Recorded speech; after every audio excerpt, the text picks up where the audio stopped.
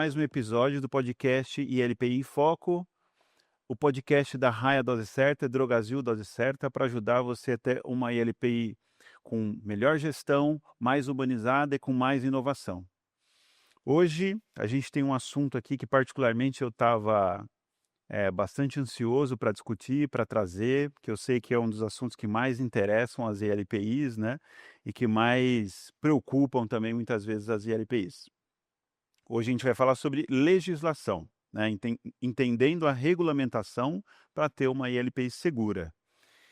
Eu estou aqui com o Gustavo Fernandes. Obrigado, Gustavo, pela sua participação. O Gustavo é advogado, especialista em direito empresarial e compliance pela USP. E ele também tem uma especialização em direito médico e da saúde pela Faculdade Legale. A atuação do Gustavo está muito focada a atender ILPIs, né? Principalmente, obviamente, né, do ponto de vista jurídico. Gustavo já tem aí alguns anos de experiência, né, Gustavo? Hoje você já trabalhou com quantas ILPIs aí, você imagina? Mais de, no geral, assim, mais de 100, imagino. Desde assessoria por consultoria, Muito bom, mais de 100 muito bom. LPIs. Então, Gustavo, obrigado pela tua presença aqui, obrigado por ter topado esse papo com a gente. Acho que quem é dono de uma ILPI, diferente de outros ramos, né? Assim, quando a gente trabalha numa atividade regulada, o negócio complica, né? Assim, o negócio é muito mais desafiador, digamos, né? É claro que qualquer ramo, qualquer segmento tem seus desafios, mas quando você trabalha numa área regulada, seja aí por algum órgão do governo fiscalizador, mas particularmente eu acredito que no ramo da saúde ainda talvez seja mais desafiador, né? É, Então, Gustavo, assim, a minha primeira pergunta, né? O que caracteriza uma ILPI do ponto de vista legal? Certo. E LPI, considerando do ponto de vista legal, é considerada ali LPI, o nome completo seria Instituição de Longa Permanência para Idosos, antigamente conhecida ali como asilo, só que traziam uma questão pejorativa, questão porque os asilos eram considerados locais onde residiam idosos vulneráveis, às vezes que ali não tinham condições de ter uma casa ou abandono familiar, e por isso trazia essa questão, o asilo, como algo negativo. Posteriormente, começou a alterar a nomenclatura para ILPI, seria as instituições de longa permanência, só que hoje em dia nós escutamos casas de repouso, residenciais, sênior, lar de idosos, isso são nomes comerciais, mas em tese ali, ILPI é um nome que é considerado na legislação para trazer esse nome referente a instituições que atendem pessoas com 60 anos ou mais. Gustavo, como é que é hoje? Como é que funciona a sua atuação dentro das ILPIs? Assim, você é mais acionado por quê? Certo? A princípio, para trazer ali a questão da prevenção em relação à parte geral ali jurídica das instituições. A minha atuação ela vai desde ali do contrato de locação, ou seja, o residente, o gestor, ele pretende ali abrir uma instituição, então ele vai procurar um local para fazer essa instituição. Então tem que ver o contrato de locação.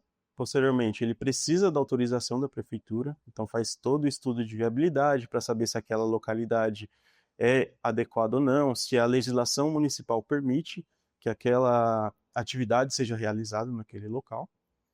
E aí parte toda a parte regulatória, que é junto à vigilância sanitária, para aprovações, corpo de bombeiros, posteriormente o conselho do idoso, quando tudo for aprovado, que esses são alguns dos requisitos básicos para você abrir uma instituição. E você atua também na execução desse projeto ou de maneira mais consultiva? De maneira em parceria com os engenheiros, arquitetos, porque Você tem um time, então, que te apoia ou são parceiros que te apoiam nisso, é isso?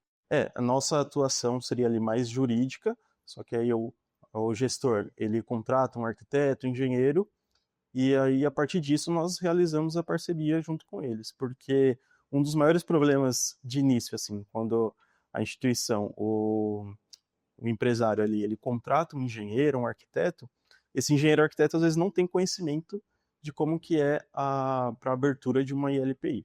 Às vezes ele trata ali como um hospital, ou às vezes trata de forma geral, só que instituição de longa permanência tem uma regulamentação que tem que ser seguida, tem ali tamanho dos quartos, quantidade de camas que precisam ter.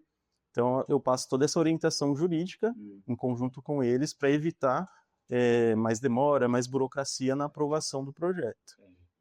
Mas dar entrada nisso na prefeitura, por exemplo, você também ajuda ou Sim, sim. entendi. Então você atua até mesmo na execução ali do projeto junto com o dono da ILPI. Porque a maioria das vezes tem esses problemas que já aparecem no início. Igual tem alguns clientes que acham um local, é uma casa bonita, é um local ali acolhedor, só que quando você vai verificar, fazer o estudo de viabilidade, o que seria isso? Hoje em dia é tudo de forma eletrônica, a maioria das prefeituras. Então você informa ali a localidade, a rua onde vai ser, e a prefeitura informa se naquela região pode ser aberto uma instituição, que às vezes é uma área residencial, então você precisa verificar se a localidade está correta ou não. Eu já tive clientes que achou o imóvel, alugou e posteriormente não poderia abrir naquele local, por conta que era uma zona residencial.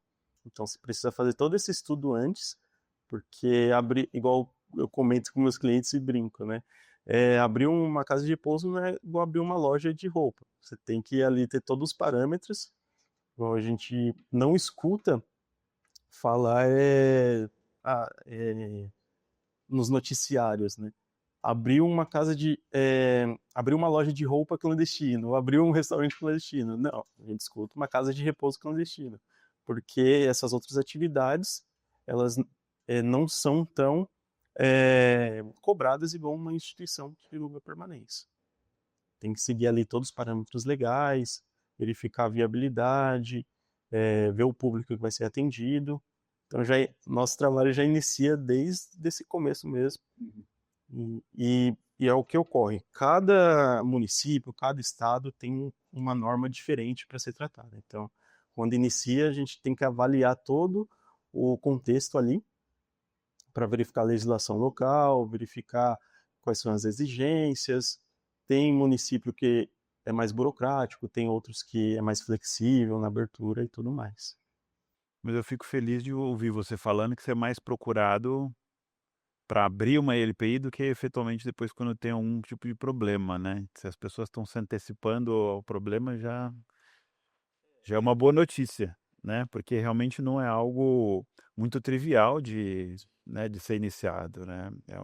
Nenhum, nenhum segmento, né? Nenhum negócio é. Mas quando você trata ali de vida de pessoas, né? Ainda mais de uma pessoa muitas vezes mais fragilizada como o idoso, né? De fato, todo cuidado, né? Então a gente precisa tratar também a legislação do ponto de vista não só burocrático, né? Mas também entendendo que existe para proteger o idoso e muitas vezes até o dono da ILPI, né? Para proteger ele do ponto de vista legal também, né? Então, a gente precisa tratar isso olhando muito mais para uma gestão segura, né, da saúde do idoso, né, e da equipe, né, e do dono da ILPI, do que uma mera burocracia, né? Então, imagino que o que está ali na maior parte da lei são coisas que, de fato, fazem todo sentido, né, do ponto de vista prático mesmo, né, de segurança para aquele idoso, né? Gustavo, quais são as principais legislações que uma ILPI tem que seguir hoje em dia? Hoje em dia, igual eu mencionei, cada estado ou município, eles podem ali criar legislações específicas. Hoje nós temos o Estatuto do Idoso. O Estatuto ele é um ordenamento ali, uma norma jurídica federal, só que ele é genérico. Então ele traz ali questões gerais do cuidado e direito dos idosos. Não só no meio LPI, mas de uma forma geral. Exato. Então traz ali questões voltadas para moradia, saúde, questões de crimes contra idosos, traz ali a parte da fiscalização e também traz a parte das entidades que atende os idosos. Então não só ILPI, nós também temos hoje em dia Centro-Dia, que são estabelecimentos que funcionam no período comercial, que faz atividades com os idosos, ou seja, a diferença de uma LPI e um centro-dia é que o centro-dia ele é mais voltado para a questão recreativa ali com o idoso. Às vezes aquele idoso que fica em casa assistindo TV já não tem mais vontade ali de praticar uma atividade, esse centro-dia ele é criado para essas atividades. Já a ILPI seria para moradia e forma, como diz, né, instituição de longa permanência. Então é um período ali que ele vai dormir, vai passar ali o dia a dia na instituição. Imagino que os requisitos para uma LPI são muito mais complexos do que para o centro-dia. Sim, bem mais complexo porque precisa de uma estrutura para ter ali dormitórios, trazer várias outras questões que no centro-dia não tem essa necessidade. Aí voltando à questão, tem o Estatuto do Idoso, ele traz esses requisitos básicos dos direitos ali que precisam ter, e hoje em dia nós temos a RDC, que é uma resolução feita pela Anvisa, que é uma norma mais técnica, mais operacional de como deve ser feita a instituição. Então ela tem tanta parte de recursos humanos, o que precisa ter, qual é o pessoal que precisa estar nessa instituição, a parte estrutural e ali algumas questões documentais também. Só que a diferença é que é uma resolução. Então, por exemplo, se hoje em dia nós temos no estado do Rio de Janeiro e no Paraná também, eles possuem legislações estaduais que regulamentam as atividades das ILPIs. Por exemplo, aqui em São Paulo não tem uma legislação específica para casas de repouso. Então, essa legislação estadual ela tem mais força do que a RDC em si. A RDC ela é uma norma feita ali para trazer a parte operacional da instituição. São Paulo, então, basicamente, legislação é lei federal, Estatuto do Idoso, é isso? Isso. E depois já a RDC.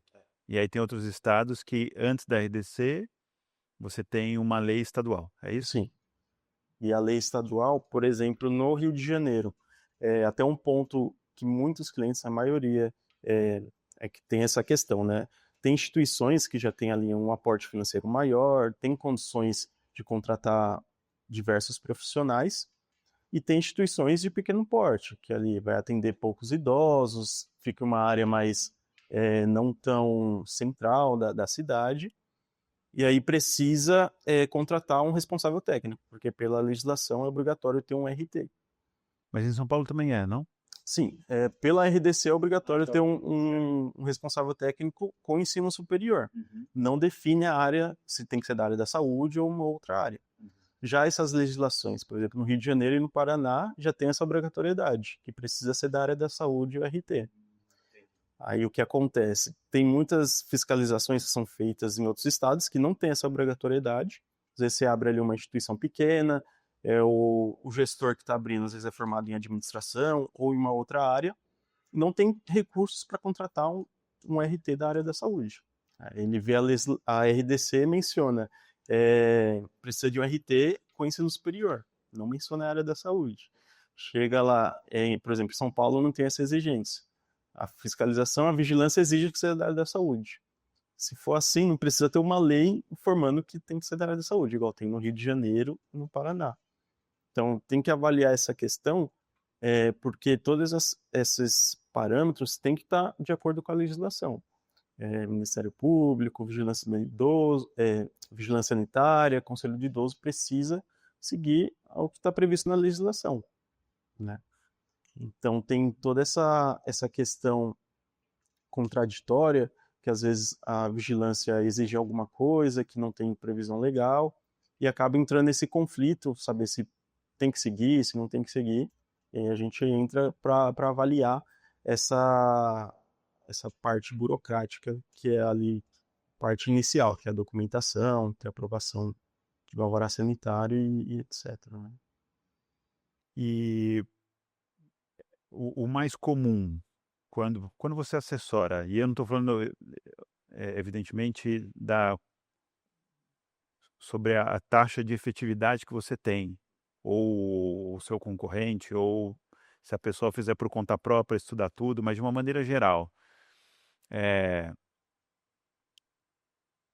as ILPIs na Constituição, ali logo no início, costuma ter muito problema com a vigilância, assim, é muito comum ter muita exigência numa primeira visita. Como que como que funciona? Eu não faço ideia, né, assim, de como é que funciona esse segmento nesse aspecto, né, assim, vigilância costuma ser muito exigente, exige, às vezes, no ponto de vista legal, mais do que você entende que deveria. É, varia muito. Igual eu trouxe a questão, voltando na parte da legislação, não tem uma lei federal que regulamenta as atividades da instituição. Tem ali a RDC. Então, um estado ou um município ele pode criar lei voltado para regulamentar essa atividade. A RDC, ela, vamos dizer assim, ela está abaixo de uma lei, porque entra ali na parte de portarias, resoluções, e às vezes, voltando para essa questão das exigências, tem muita abusividade por parte da vigilância. Às vezes por falta de conhecimento técnico, igual ela pega a RDC para analisar, só que, por exemplo, aqui em São Paulo, a vigilância não tem ali o conhecimento técnico e tudo mais, e procura na internet e acha a lei do Rio de Janeiro, e às vezes quer usar ela como base para fiscalizar uma instituição que está em São Paulo. Aí entra essa questão de exigir profissionais de uma área, ou exigir parâmetros que estão em uma lei que não é daquela região. Então a gente vê bastante esse déficit, essa carência de técnica mesmo por parte da vigilância. Só que tem locais que a vigilância é mais flexível, auxilia, porque seria essa a função da vigilância, ser mais ali parceira da instituição, mostrar os pontos que precisam ser ajustados, tudo mais, mas outras acaba tendo essa passando um pouco dos limites, imagino por essa crescente onda de instituições clandestinas. Então, às vezes vai uma instituição querer legalizar, eles acabam sendo o mais burocrático possível. Claro, a gente tem que pensar ali na pessoa idosa, que ela vai ter um ambiente acolhedor, vai ter uma estrutura ideal para ali passar os dias, mas precisa avaliar a questão da instituição também, verificar se está enquadrada corretamente, de acordo com a legislação, porque muitas exigências acabam desmotivando as pessoas a abrirem uma casa de repouso, ou às vezes consegue e abre, só que são tantas burocracias, tantas necessidades que são exigidas que acaba fechando em pouco tempo. Mas você acha que são, do seu ponto de vista, você acha que são burocracias ou são exigências importantes? Olha, de todas, às vezes eu participo de algumas fiscalizações, é, eu não vejo a fiscalização em si observando os idosos em si, conversando, perguntando se ele gosta do ambiente ou não. Então, às vezes eu penso que seria mais uma burocracia por parte deles, igual eu mencionei, muitas exigências não têm previsão legal e tudo mais, e acaba partindo com um lado de abusividade. Igual não conheço uma vigilância sanitária especializada ali na área da saúde. Então, a vigilância na área da saúde não, na área de LPI. Então, eles têm uma atuação genérica, tem que seguir os parâmetros legais, e às vezes não são seguidos, e aí entra a questão da RDC. Né? A RDC ela não tem uma régua para medir se essa instituição ela tem um grande porte ou uma instituição de pequeno porte. A RDC ela traz ali exigências gerais para todas as instituições. Então, se eu vou abrir uma casa de repouso, né, uma ILPI, em uma área no interior do Mato Grosso, por exemplo, lá as condições são diferentes. Só que eu estou seguindo a RDC, que tem um parâmetro de alto nível. Então, uma instituição que já traz ali, por exemplo, como se fosse um spa para o idoso, tem condições de seguir a RDC. Só que essa do interior do Mato Grosso não vai conseguir seguir os parâmetros que está previsto na RDC. Por isso que o ideal seria ter ali ou legislações estaduais, ter essa mobilização para criar, de acordo ali com as atividades, o porte da empresa, ou propriamente uma legislação federal que traz esses parâmetros. Aí, Gustavo, eu tô aqui realmente me perguntando assim, se realmente a ILPI ela pode ter essa conotação um pouco mais eh, caseira, um pouco mais menos rebuscada, um pouco mais eh, simples, ou se ela deve realmente ter uma recomendação de que seja algo um pouco mais especializado e um pouco mais, eh, não com cara de spa, mas assim, a gente que já cansou de ver, né, durante a vida, não estou falando só na parte profissional, né, mas, algumas instituições para idosos, né, vamos dizer ILPIs, mas que às vezes não são legalizadas, eh mas que são muito rudimentares, né.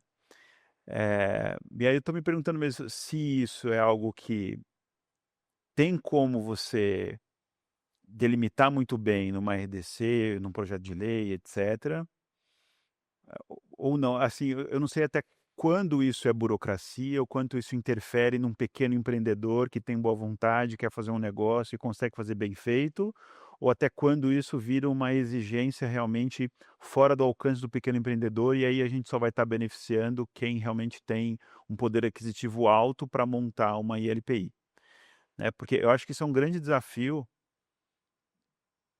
para quem é advogado e para quem está legislando e etcétera, né, de como equilibrar isso, de não ser uma coisa muito rudimentar, muito fundo de quintal e que não trate o idoso como ele deve ser tratado, por mais simples que ele seja, mas que também não beneficie só quem tem muito poder aquisitivo ou de investimento para fazer uma ILPI, que também só quem é rico, quem tem dinheiro que vai poder usar, né.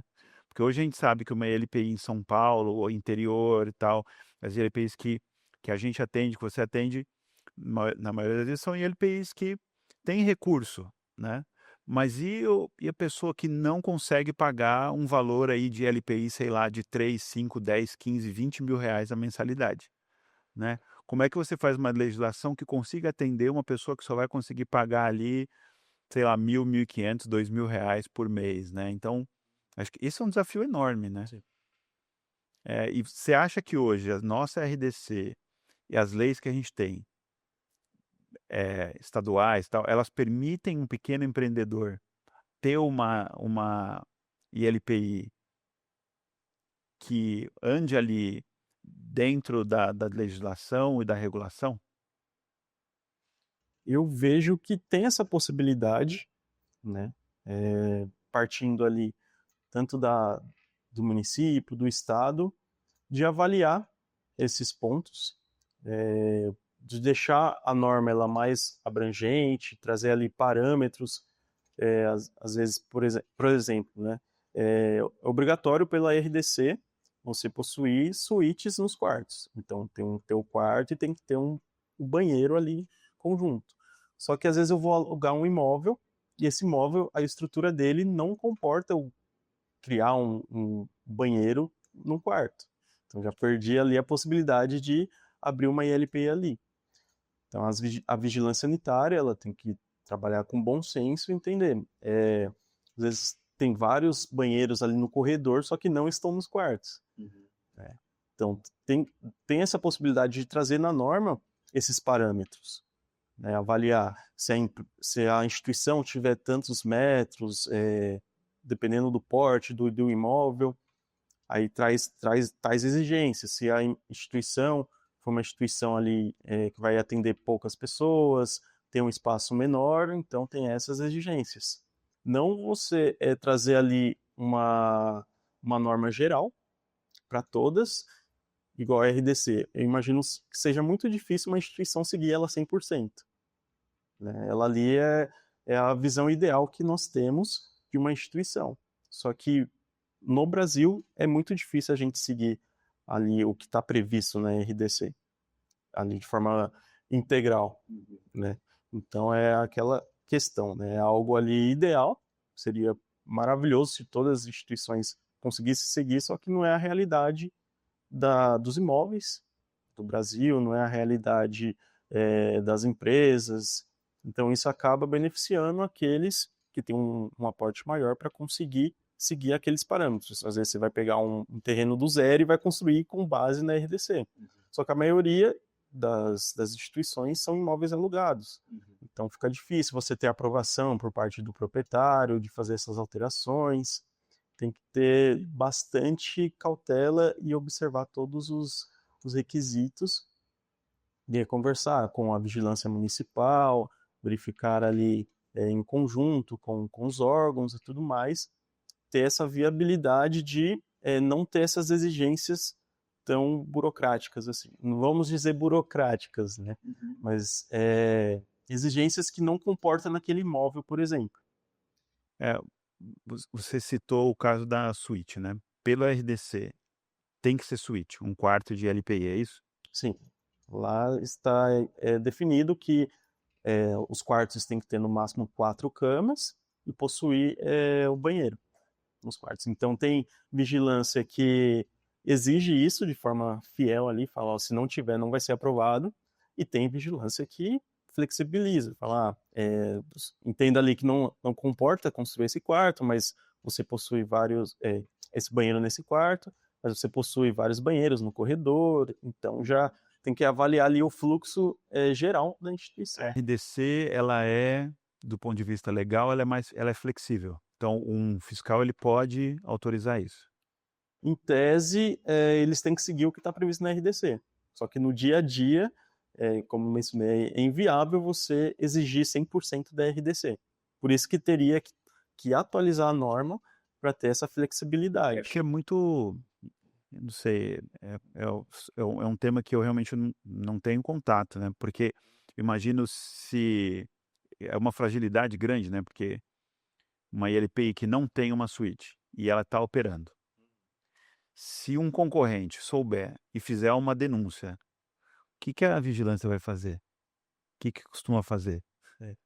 Se for ali, se esse concorrente insistir muito, ele consegue uma interdição do estabelecimento, porque não está seguindo o que está previsto na norma. Mesmo a vigilância aprovando, ele pode, às vezes, procurar o Ministério Público ou o Conselho do Idoso, e aí o Ministério Público questionar o porquê não está seguindo a norma e tudo mais, né? E na sua cabeça, por que suíte? Já se perguntou por que precisa ter uma suíte? Não. Eu imagino que seja ali para facilitar a locomoção do residente. Na verdade, eu tô fazendo uma provocação, né? Pensando, obviamente, que a RDC ela tem 1 milhão de exigências, né? Mas estou pegando nesse ponto só para entender um pouco mais este mundo, né? Esse cenário, esse mundo, né? Assim, porque da onde sai isso, né? O colegiado vai lá, né? E vai falar, precisa ser uma suíte. Mas é pensando o quê? Em contaminação, em risco de queda, em conforto. Você sabe me dizer isso? Não, eu sei que é uma pergunta capciosa, mas Porque, por exemplo, quando cria um projeto de lei, você ali traz as justificativas para cada cláusula. Por exemplo, se tivesse um projeto de lei para criar específico para ILPI. Então, lá na justificativa teria que ter. Tem essa suíte por tais e tais motivos. Só que a RDC não traz isso. É uma norma ali que é um conselho da Anvisa que é feito e eles aprovam essa norma.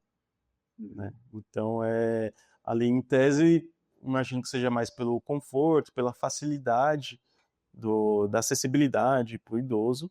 Só que aí entra essa questão: nem todos os imóveis você consegue ter essas exigências. Aí entrando fora essa parte estrutural, tem a parte de RH, que lá a RDC ela traz todos os parâmetros. Por exemplo, o grau 1, um idoso com grau 1, traz o que seria uma pessoa com grau 1, e a cada 20 residentes, você precisa ter um cuidador.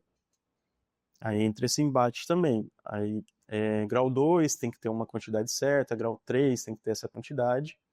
E às vezes, pelo que eu observo assim no dia a dia, tem instituições que precisam ter essa necessidade de um quadro maior de funcionários, porque às vezes é um lugar grande, é um sítio, uma fazenda, então precisa ter vários cuidadores. Pode ter 20 residentes, só que ficam em lugares espalhados. Como o cuidador vai conseguir conciliar tudo isso? Né? Agora, tem instituições que ali ficam mais próximos, então um cuidador consegue ali auxiliar 20 residentes. Uma questão que muitos gestores trazem é a questão referente a 12 horas para atividade física.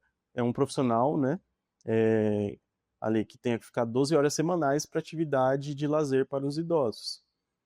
O que eu vejo assim no dia a dia, a maioria dos idosos eles não querem participar às vezes dessas atividades, e aí a gente tem que respeitar a individualidade deles.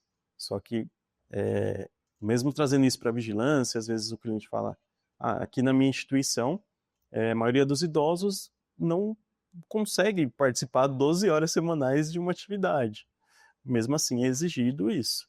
Então, você vai ter ali um profissional que não vai ficar ali 12 horas semanais, só que não vai estar fazendo o trabalho dele em si, porque, em tese, você tem que pensar, às vezes eu sinto essa necessidade por parte dos órgãos fiscalizadores, de avaliar a própria instituição, ver qual é a cultura da instituição, qual o público, conversar com os idosos, entender de forma geral, e não seguir ali friamente o que está previsto na lei. Né?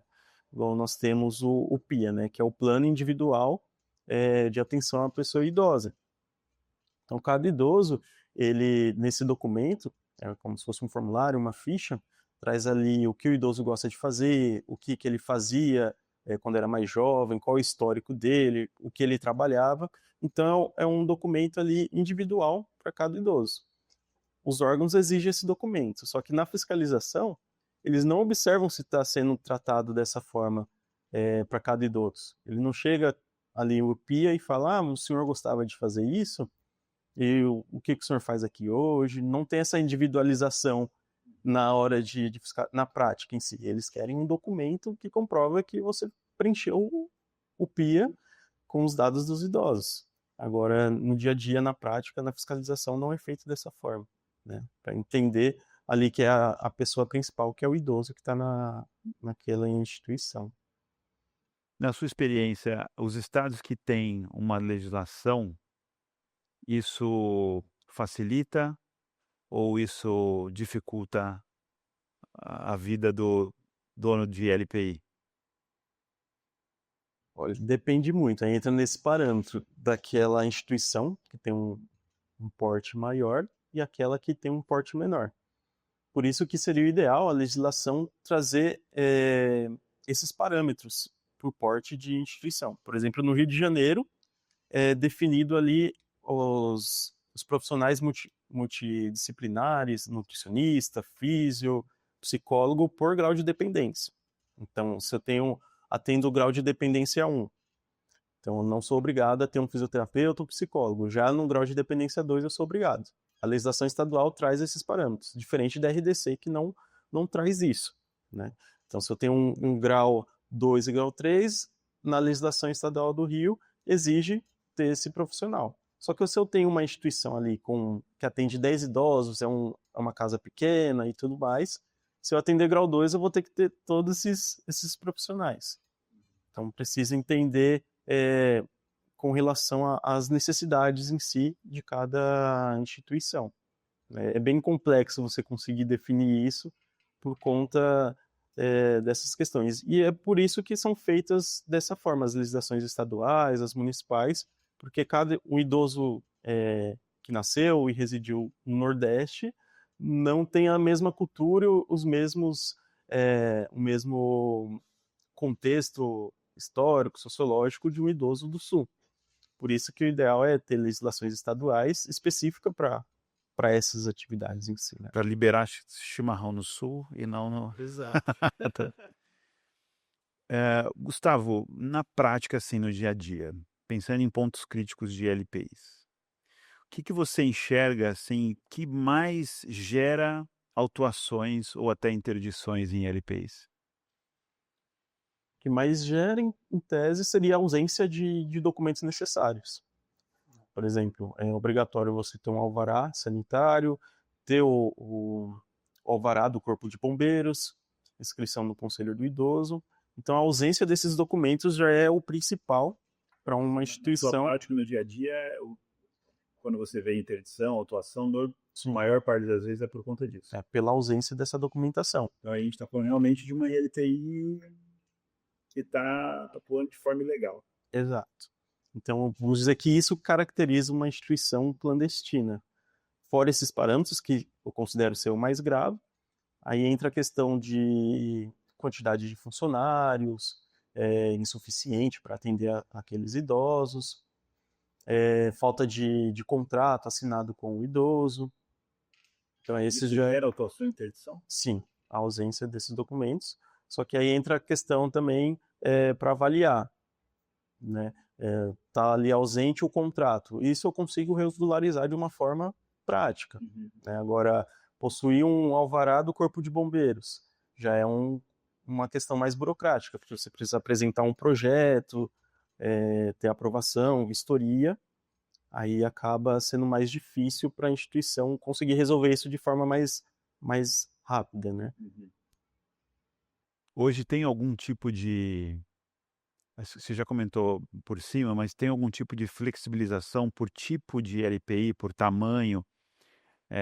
E aí eu acho que talvez dependa um pouco se tem uma legislação estadual, né? Mas existe uma flexibilização por tamanho de LPI, porque a gente sabe que tem LPIs aí que tem às vezes 10 idosos e tem LPI que tem 100, 150 idosos, né? Tem algum tipo de diferença de RDC e legislação para tamanho de LPI ou não?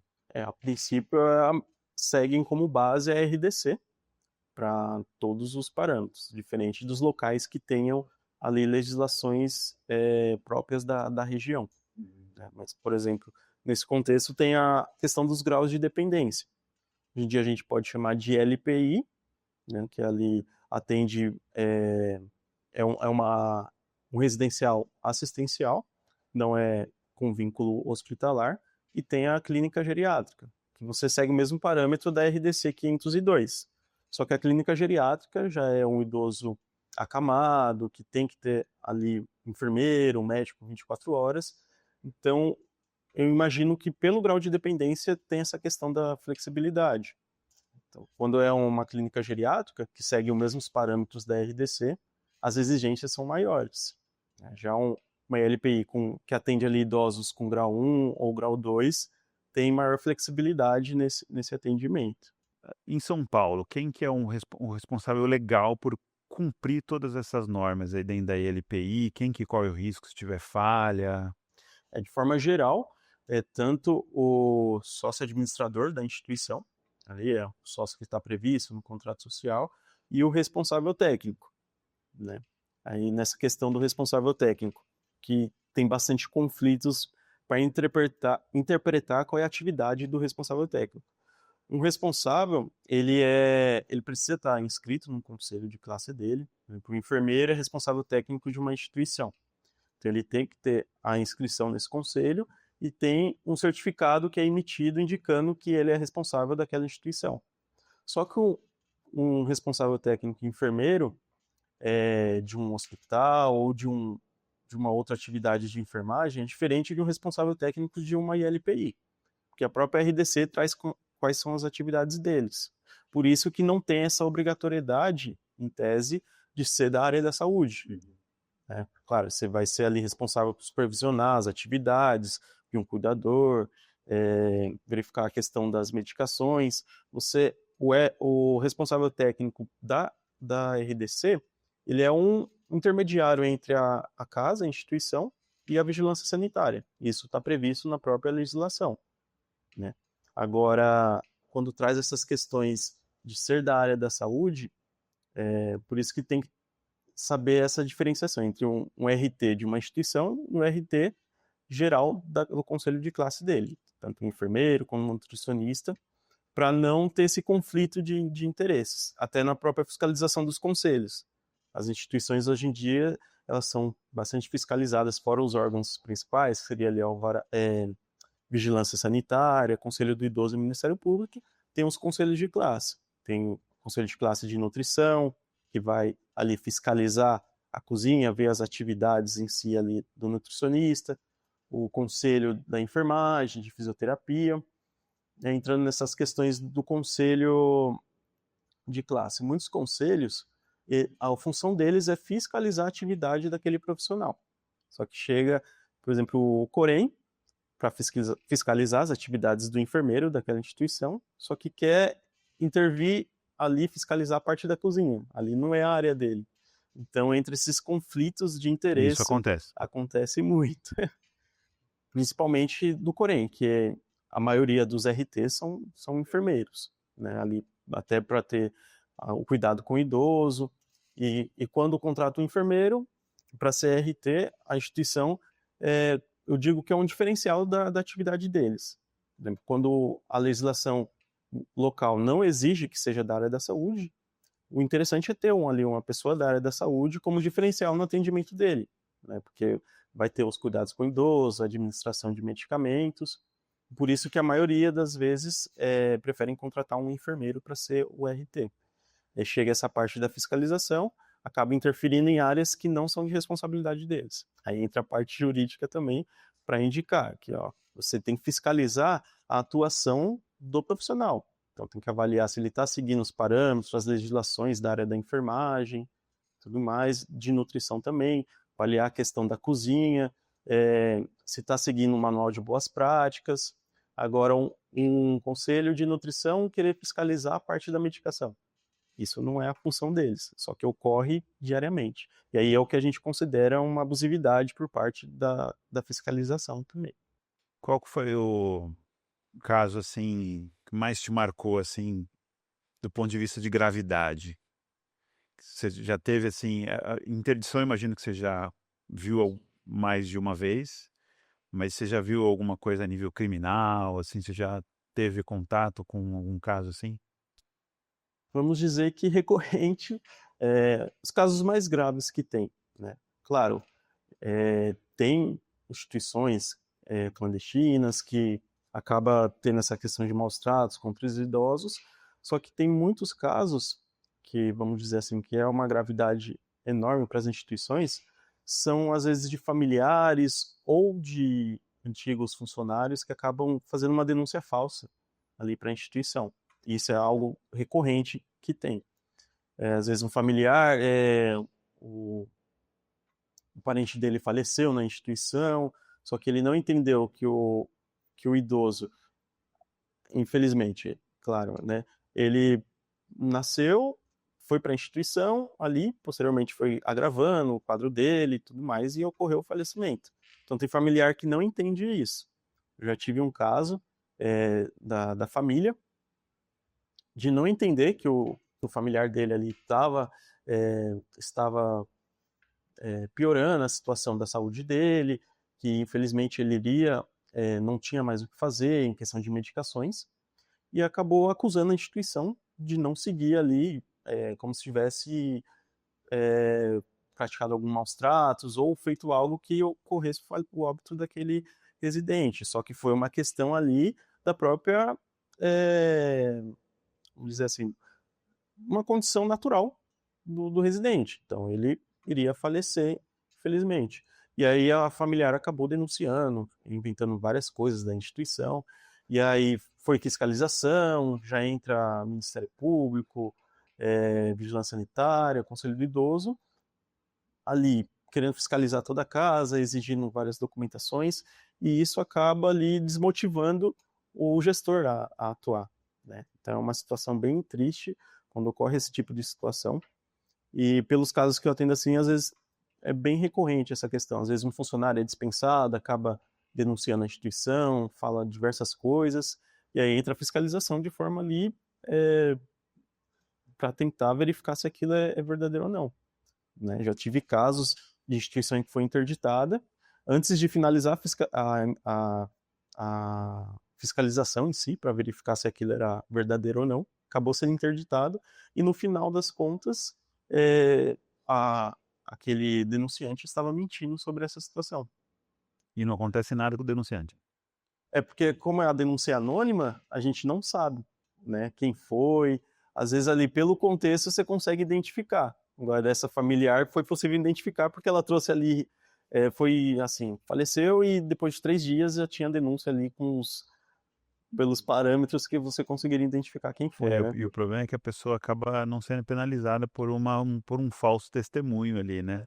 Tanto o familiar, como muitas vezes o colaborador, né?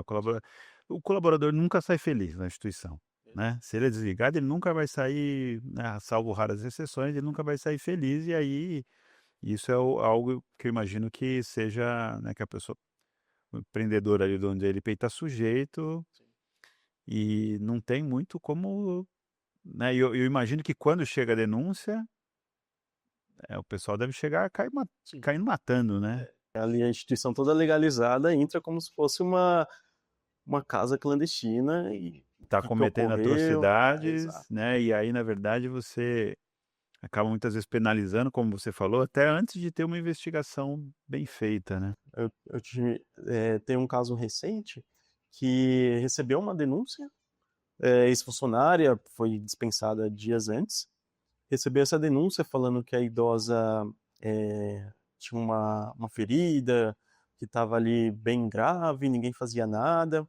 Só que o que acontece? O cuidador, ele tem ali atividade mais operacional, ele não sabe o que ocorre entre a família, o responsável técnico, a gestão da instituição, porque ele faz ali atividade operacional. Então ele achou que estava ali aquela ferida, ninguém estava fazendo nada, e usou aquilo para prejudicar a instituição, né? Só que no final das contas era uma idosa que estava com suspeita de câncer de pele, então aquela ferida não iria cicatrizar. Também a idosa, ela tinha muita dor, só que ela era alérgica a Dorflex, esses medicamentos para dores, né, e tudo mais, e ela não poderia dar esse medicamento para ela. Só que a cuidadora, ela não sabe disso, né? É, deveria saber, né, na verdade, mas, né, mas eu entendo também que às vezes pode não saber, né. Quais são os documentos que você já falou de alvará sanitário, etcétera, mas quais são, além disso, né, e do AVCB, né, do bombeiro, o que mais que é exigido ali da ILPI quando chega uma fiscalização lá? Tem parâmetros, depende de qual órgão vai fiscalizar.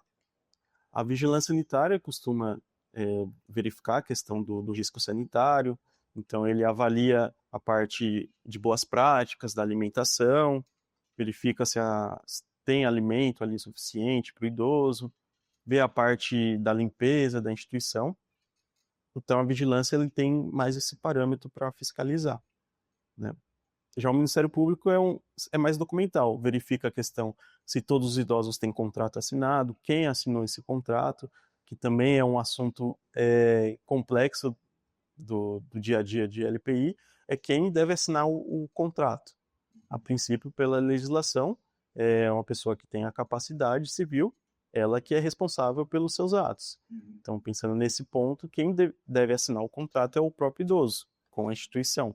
Só que aí tem que avaliar se esse idoso ele é um idoso que tem curatela, aí sim o familiar assina por ele, ou se esse idoso não consegue assinar, aí tem que deixar claro isso no contrato, indicando ali que ele não consegue assinar e tudo mais, e o familiar assina por ele, né, como responsável solidário, responsável financeiro, para fazer o pagamento para a instituição e atender ali todas as obrigações, né, do dia a dia.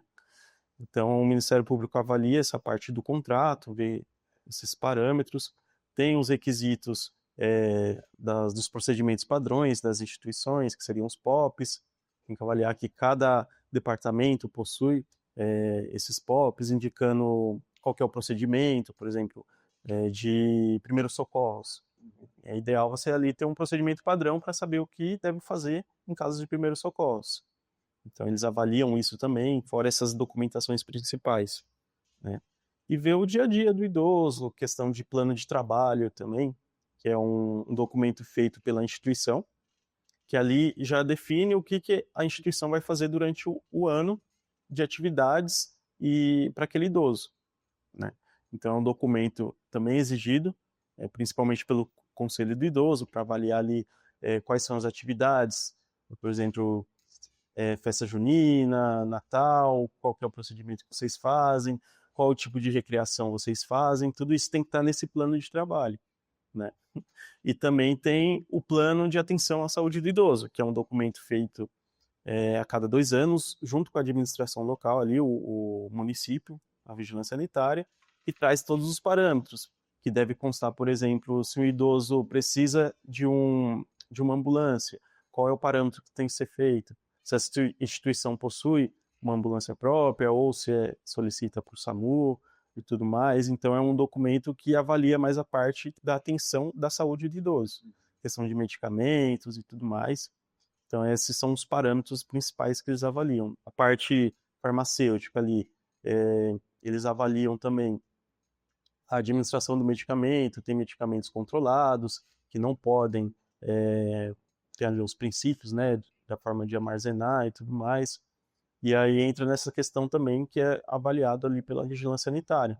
Verifica se foi tomado o medicamento, qual é os parâmetros que a instituição utiliza para deixar tudo de forma ali adequada e correta. Maravilha, Gustavo. Mudando agora um pouquinho aqui de assunto, eh, a gente sabe que tem iniciativas de projetos de lei para ILPI a nível federal, né? Sim. Que você sabe dizer para a gente sobre essa iniciativa? Onde ela está? Onde começou? Quando começou? O que eventualmente muda? Se puder trazer algum exemplo prático para a gente ter uma ideia, qual que é a sua expectativa em cima disso?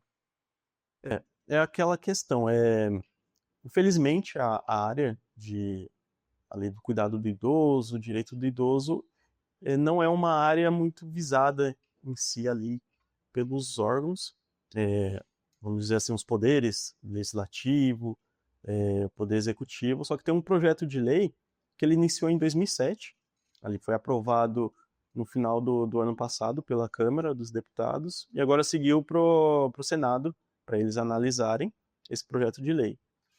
Aí, pensando de 2007 para cá, mudou muita coisa, tanto em questão de tecnologia, estatística relacionada à qualidade de vida das pessoas, faixa etária e tudo mais. E agora está esse projeto de lei em fases ali de análise. Ele é específico para ILPI. Sim, ele altera o Estatuto do Idoso, porque o Estatuto do Idoso ele já traz ali um artigo, se não me engano, é o artigo 50, que traz os requisitos que precisa ter, parte geral ali de uma entidade de cuidados com idosos. Então, esse projeto de lei ele altera vários requisitos para abertura de uma instituição, né? Então, por exemplo, ele traz ali parâmetros mínimos, período para adequação dessas instituições que já estão em funcionamento à nova norma. E observando esse projeto de lei, em tese ele não traz ele entra naquela questão, né, da RDC de ser um parâmetro nível máximo, assim, que a gente imagina, e a lei ela já reforça esse parâmetro que é inviável para uma instituição conseguir seguir esses parâmetros. Né, uma instituição ali de médio, pequeno porte, ela não consegue seguir esses parâmetros, porque acaba traz essas exigências novas, questão de estrutura do imóvel, de como ele deve ser, questão também de viabilidade financeira. É interessante ter esses pontos, só que para a instituição que já está funcionando, para eles se adequarem, aí entra aquela questão do imóvel. Como eu vou fazer essas alterações legislativas no imóvel que já está ali há anos funcionando, ou que não tem estrutura física para fazer essas adequações, e esse projeto de lei ele traz um período para a instituição se adequar a ele. Então fica muito difícil e inviável para as instituições hoje em dia seguir os parâmetros desse projeto de lei. Claro, tem uns benefícios relacionados ali que traz mais proteção para os idosos, só que para a instituição ele acaba dificultando para quem quer ter uma casa de repouso ou quem quer manter a sua casa de repouso, né? Então, o ideal seria ali avaliar uma questão de uma audiência pública, ver os parâmetros, entender, fazer pesquisas em si para entender qual que é a situação atual das instituições e criar uma norma adequada para tanto ali a proteção do idoso, só que também a viabilidade e o funcionamento de uma casa de repouso.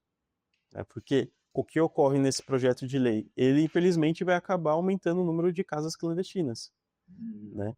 Porque quando mais aumenta as burocracias, mais exigências, mais as instituições não vão seguir e acaba sendo considerada clandestina. E é o que a gente estava falando, vai, assim, vai ser um serviço que tende a ser cada vez mais caro, né? Porque hoje a maioria das ELPs que eu conheço são casas adaptadas, né? Sim.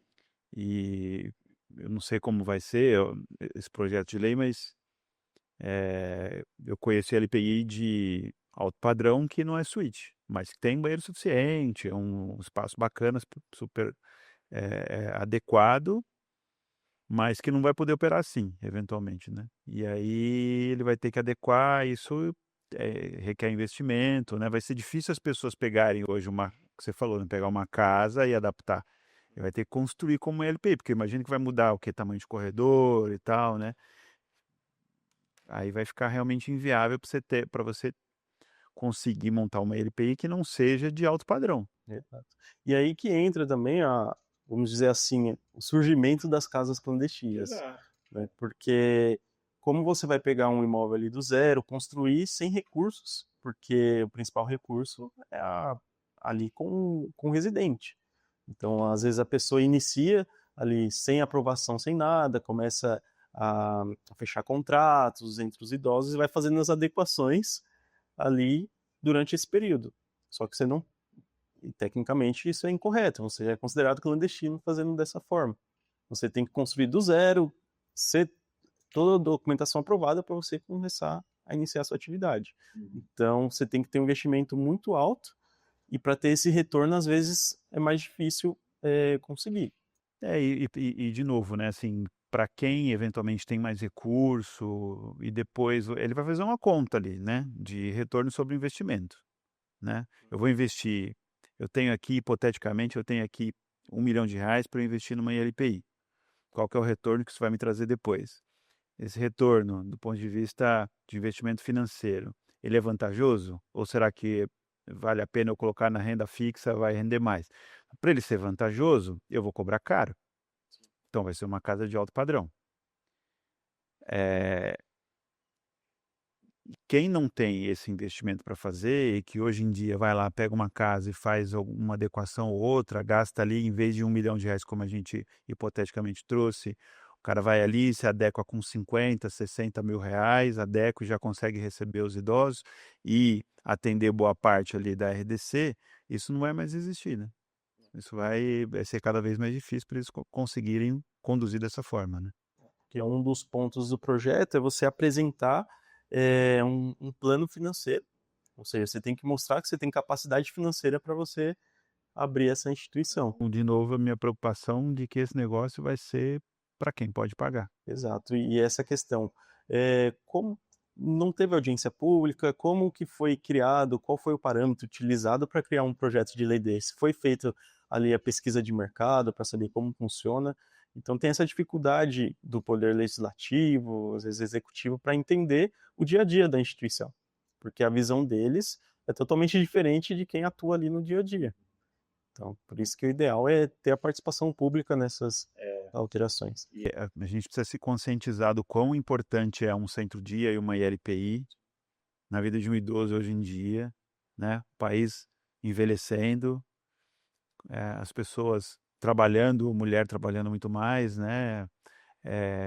Não tem mais aquela pessoa que tem o foco no cuidado do idoso.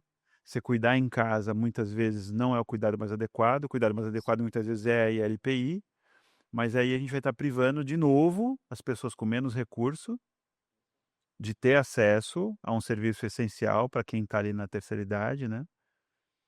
Por conta de um projeto de lei que eventualmente, né, eu particularmente não conheço, mas pelo que você está me falando, que vai requerer mais investimento e evidentemente vai se tornar algo de um ticket mais alto, né, para as pessoas, né? Doutor Gustavo, foi ótima a conversa aqui, agradeço muito, foi super esclarecedora.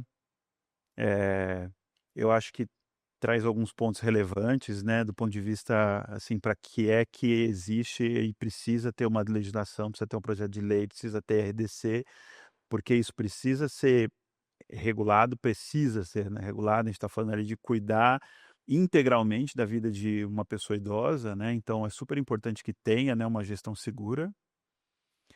Mas do outro lado também que seja acessível, né, e que aqui a gente trouxe à luz também, boa parte desse cenário de legislação, né, e de regulação de LPIs, muita coisa que tira o sono de dono de LPI. Então, só agradeço de verdade, foi muito boa a conversa, prazer. Obrigado. Obrigado por vocês também ficarem aqui até o final desse podcast, espero que vocês tenham gostado quanto eu gostei. Espero que a gente possa ter mais conversas nesse nível aqui também, falando e aprofundando cada vez mais na parte regulatória, que é tão importante, tão preocupante para você, dono de gestor de LPI. Muito obrigado, até o próximo episódio.